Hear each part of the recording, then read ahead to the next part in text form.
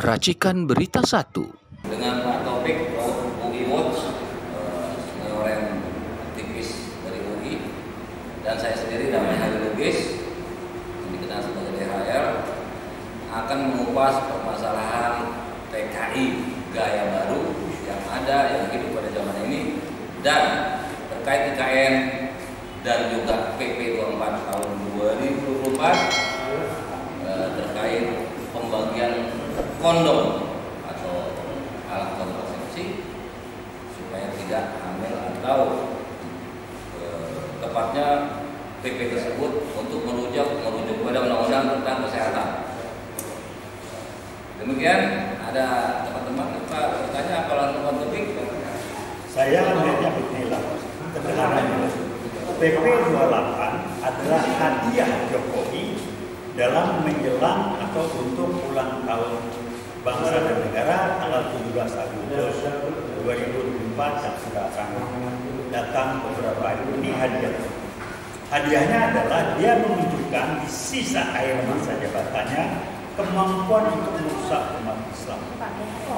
Nah, ini yang banyak tidak menyadari, karena banyak masyarakat pada umumnya di kita itu baru merasa terganggu kalau dia secara langsung terkena. Kalau secara langsung tidak terkena dan dampaknya jangka panjang, banyak kan orang di kita aman-aman, nyaman-nyaman saja. Padahal itu rusaknya sudah luar biasa. Apa yang dirusak? Sistem nilai orang Islam, moral, prinsip bahwa seks bebas itu nggak benar. Ini dilegalkan, seks bebas boleh, legal, disahkan. Untuk itu diberikan difasilitasi dengan diizinkan, didorong ini pakai segala macam kontrasepsi lewat Menteri Agama, lewat Menteri Kesehatan yang juga memang dipasang untuk merusak. Siapa lagi menteri yang jelas merusak? Kesehatan, agama, satu lagi mana? Menteri Pendidikan. Tiga ini jelas amat sangat merusak. Menteri Agama jauh. Haji, sesuai riset teman saya November 2019, bagaimana PKI baru merusak, NU disusupi, PBNU disusupi, baca segala kenyataan sekarang. Jadi dirusak memang, umat Islam pecah belah. Banyak yang menyadari bisa gitu ya. Ketua PBNU ngomong soal bahwa Menteri Agama itu nggak benar dan haji itu macam dikaitkan kakak adik nggak benar gimana? Itu juga untung Pak Yahya Muaimin sebagai dari PKB kencang, keras dan jelas. Jadi udahlah, ini PKI baru bermain, dia nggak sadar di papar. Nah, bungkus yang disampaikan PKI baru adalah Zionis yang diangkat, Zionis kecil yang disembunyikan oleh PKI baru bahwa sumbernya bukan Zionis. Itu akibat permainan mereka, bentuknya sumbernya permainan PKI. Itu aja. Jadi ini jelas, publik tolong pahami jahatnya yang namanya Jokowi ini menjelang akhir jabatan segera mengubah target-target untuk merusak bangsa dan negara. Tapi kemarin ya, dia nangis Pak. Udahlah, saya udah nggak bercanda. Udah, orang kalau tukang bohong, orang kalau bisa bohong, Dia minta maaf, nangis. gini, dengerin dulu ya. Proses orang tidak percaya dia itu tidak tiba-tiba lewat satu proses panjang dengan kebohongannya disampaikan sampai orang bilang pada saya udah lah, ini orang nggak bisa dipegang mulutnya, bohong kan. Sekarang tiba-tiba dia nangis, dia ini, siapa yang percaya? Nangis. Kalau dia nangis berarti sebutin, mohon maaf saya berbohong, sebutin kebohongan dia, ini nggak nangis. Berhentilah, gua belajar gitu. Saya kenal Anda Pak Jokowi, Anda lupa sama saya. Anda ingat, kita dulu bareng, saya bantu Anda banyak lagi dulu DKI. Tahu saya kualitas dan kelakuan Anda. Kenapa saya mundur setelah Anda selesai jadi gubernur? Karena saya tahu kualitas Anda kan. Itu aja. Jadi paham lah, nggak usah akal-akalan. Anda lihai dalam interpersonal, untuk Anda jago lihai sana. Strategi ada orang lain yang ngatur di belakang Anda. Tahu saya. Mau ketemu kita ngomong. Saya tunggu, saya tangkap. Ada tim udah yang mau tahu ya, PRD di belakang semua. Jadi udah itu aja. Jadi PP 24 itu merusak, enteng-enteng aja. Saya ada UN bertanggung jawab, gue belajar opinian. Barangkali itu komentar saya. Jadi kalau komentar saya terhadap yang disampaikan rekan saya ini adalah bahwa untuk mengatasi penyakit itu menurut undang-undang kesehatan seharusnya moralitas yang dijaga, bukan diantisipasi penyakitnya. Itu sama juga dengan mempersilahkan.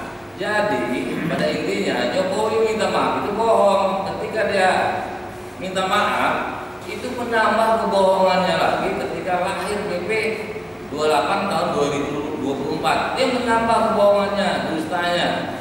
Nah sekarang mengenai IKN, saya mau singkat aja langsung.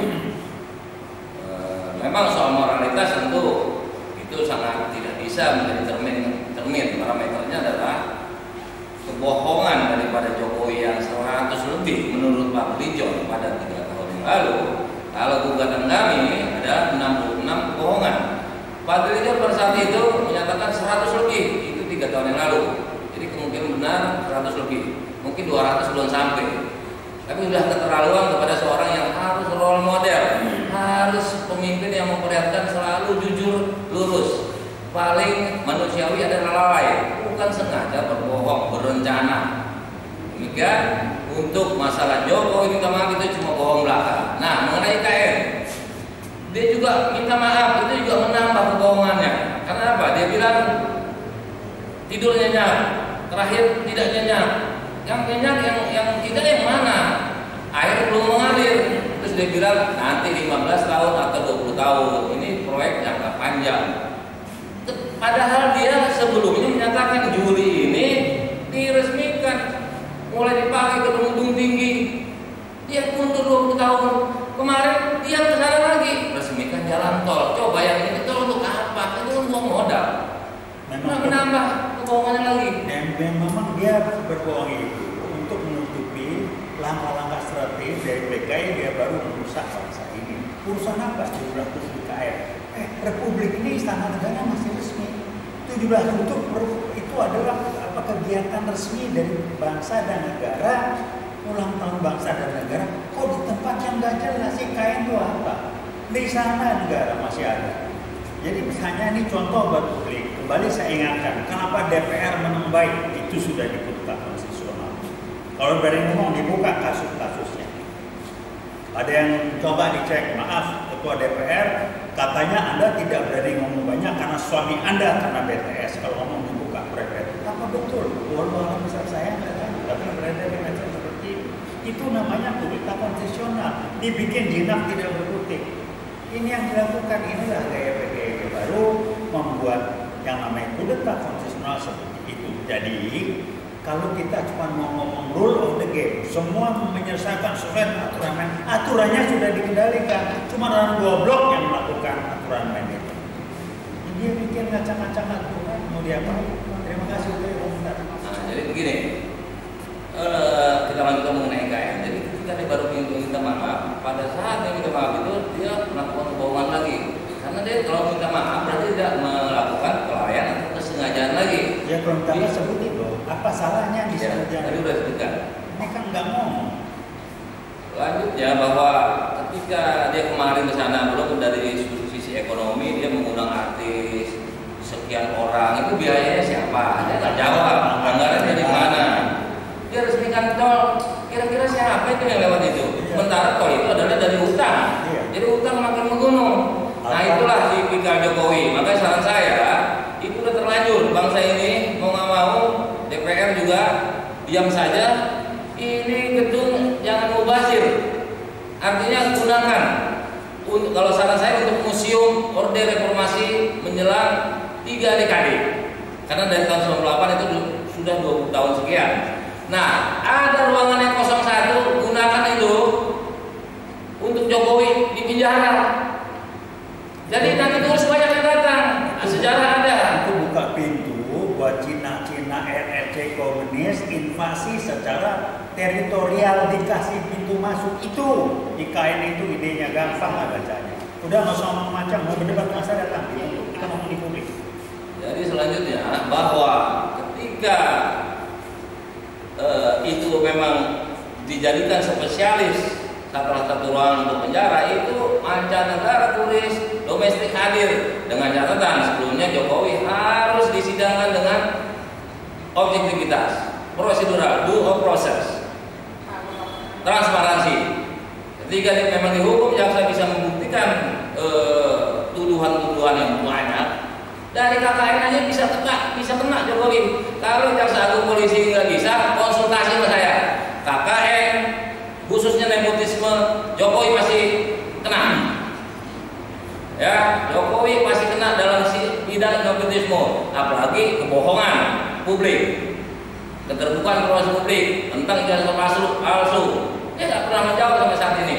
Demikian menurut saya Jokowi memang pantas layak dihukum dan dipenjara. Demikian. Terima kasih. Assalamualaikum warahmatullahi wabarakatuh. Selamat. Siap.